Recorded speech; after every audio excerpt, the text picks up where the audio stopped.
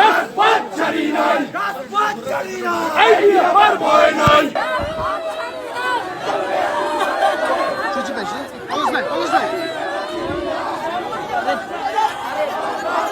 আসেন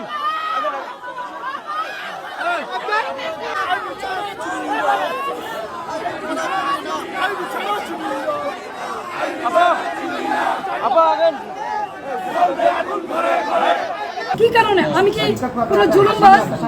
আমি কি হত্যা করেছি? আমি কি চাঁদাবাজি করেছি? আমি কি নারায়ণগঞ্জ শহরে এমন কোনো রেকর্ড আমার আছে যে আমি কোনোদিন কোনো বিরোধী দলকে আঘাত করেছি? তাহলে কিসের জন্য, কি কারণে, কোন ষড়যন্ত্রের কারণে, কার স্বার্থে আমাকে অ্যারেস্ট করা হলো? আমিও প্রশাসনের কাছে জানতে চাই। বর্তমান যারা সরকার আছেন, সাম্যের কথা বলেছেন, বৈষম্যের বিরুদ্ধে আপনারা আন্দোলন করেছেন, সরকার হটিয়ে নতুন সরকার এসেছেন, তাহলে কি এই বৈষম্য? তাহলে অনেস্ট রাজনীতি, সততার কিসের মূল্যায়ন? আমি তো বাড়িতেই ছিলাম, আমি তো পালাই নেই, তাহলে এইভাবে আমাকে অ্যারেস্ট করতে হলো কেন? সেই জবাব জনগণের কাছে চাই, জনগণই দিবে ইনশাআল্লাহ। জয় বাংলা।